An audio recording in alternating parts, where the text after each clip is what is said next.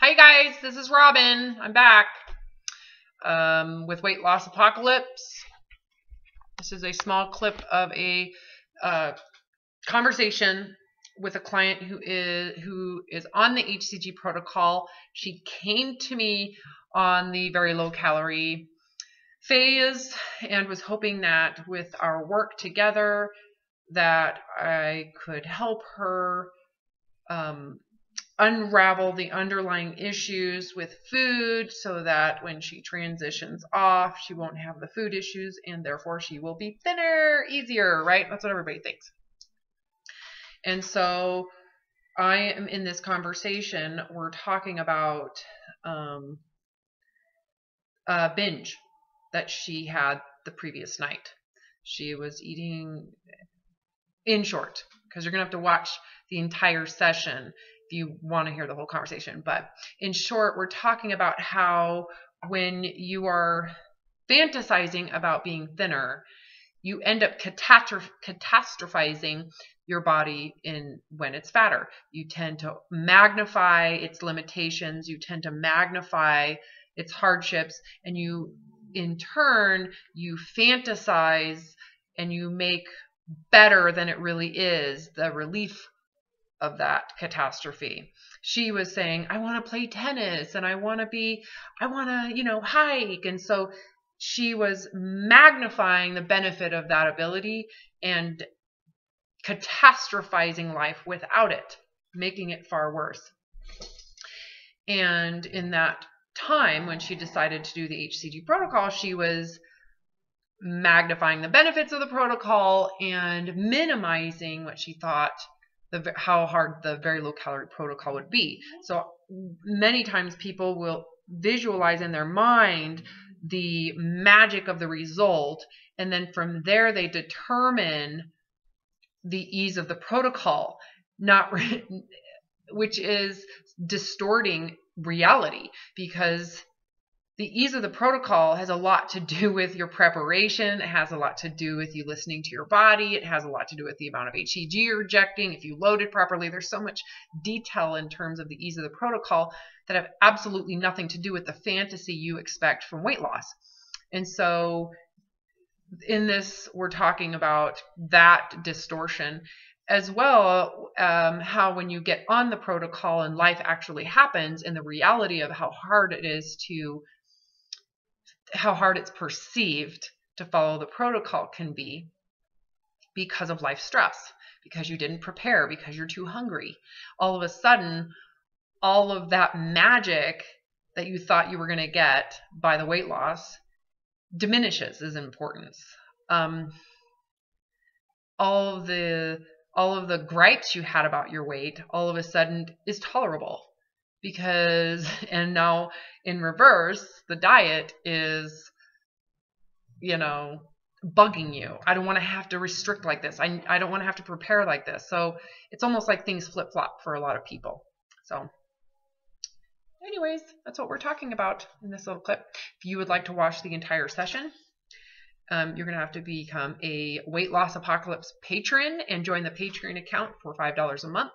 The link is below. If you would like me to help you, all you need to do is go to the link to my website, fill in the information request form. I will get back to you as soon as possible. So, all right, enjoy this. Therefore, the whole day is ruined, right? So all of those thoughts went through your head. You didn't just eat a cracker and go, woo, and it went crazy. There was tons and thoughts and beliefs and thoughts and feelings and logic and conversations and decisions that were being made. So it's important for you, in terms of your recovery, to pause in those moments. Especially, we're going to go back and pause it, looking at it in hindsight. So can you see why, if someone just says, oh, the crackers triggered this binge, why I would go pause? Hold on. That's like saying the crackers did it to me. I see what you're saying. Yeah. And it's important for you to want to do that. I'm not trying to just sit here and bug you. If you're going to recover, this is what you've got to be able to look at, is to see that, oh, it's not the crackers. To blame the crackers is blinding me from ever recovering. It's blinding me from looking at what I'm doing, how I think, and what I believe that is manifesting this type of all or nothing approach on the protocol, right? Yeah. So just as an observation, I'm assuming, Julie, that you really want to lose this weight, right? The whole point of the HCG protocol for you is to lose body fat. Is that correct? Yes. Okay. And feel better. Like I can't do activities and Yeah. and play tennis and stuff. Sure. Okay. So how important are those things? They're very important to me. Okay. So you've got to wonder then why you're on this miraculous hormonal therapy that has the promise of such incredible results in such a rapid period of time. Why then, if you binge in that, you're okay with that? Like the logic around that, right? Because there's tons of logic around it. So the illusion that a lot of people have, and you're falling right in line with everybody else, is that the illusion of like playing tennis and doing sports is being magnified into something bigger than it really is. And your desire for food has been diminished into something less than it really is. And so when you get on this protocol, reality shows up, right? Your reality, it's no longer some fantasy of what you hope things would be like. It's the reality of what things are actually like, right? Yeah. So you're magnifying the importance of tennis. You're magnifying the importance of that in your mind. It's like a fantasy. It's like a dream. Oh, my life would be so much better. So there's a lot of, it's called you're cognitively distorting it into being bigger and better and more magical than it actually is. And on the other side of it, you are diminishing and making less important food on this protocol to make it seem easier than it really is. You get on the protocol, you're living your real life, and now what? Now what is actually happening? Food is being magnified in terms of how important and relevant it is. And then the actual needs that you think you want are not relevant at all. Right? It's amazing how you can go from back and forth. Don't you agree? You go back and forth between those two. Right. In one moment, your life is catastrophic and you're fantasizing about something better, and your willingness to restrict food is like, yes. And the next moment, your willingness to restrict food is ridiculous. It's dumb. You're not going to do it. You don't want to do it. You'll sacrifice anything to get the food. And then the reality of what your fantasy was is not important in any way. It's not important. I don't need it. I'm willing to sacrifice the end goal for my immediate wants and needs.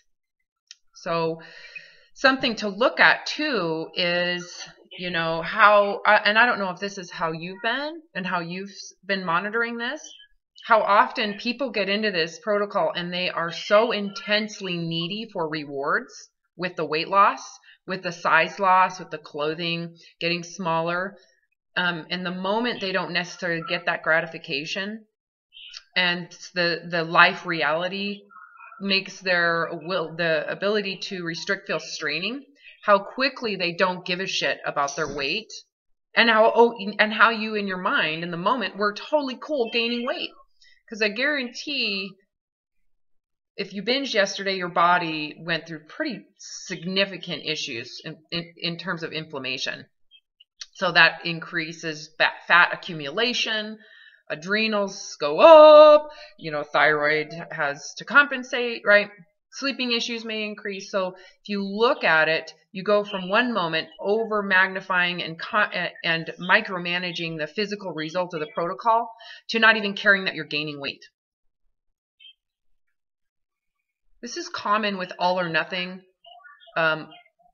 survival kind of ego approach, which is if you're not going to lose weight, why the heck should you even do anything?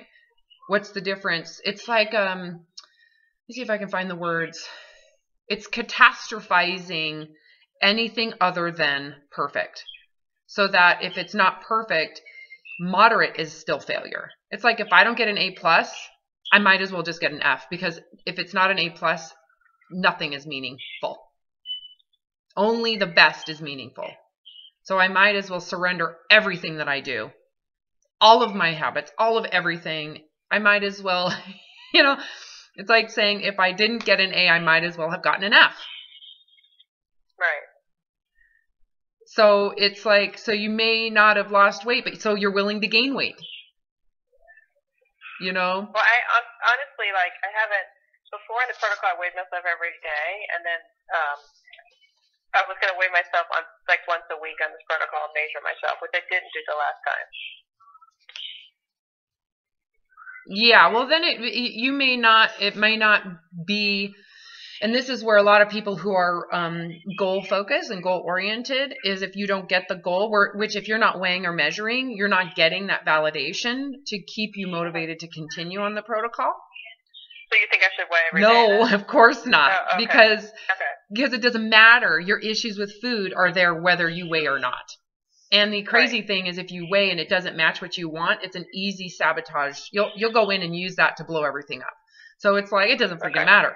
The benefit of not weighing yourself is it forces you to really look at, I have issues with food, right? Clearly. I have.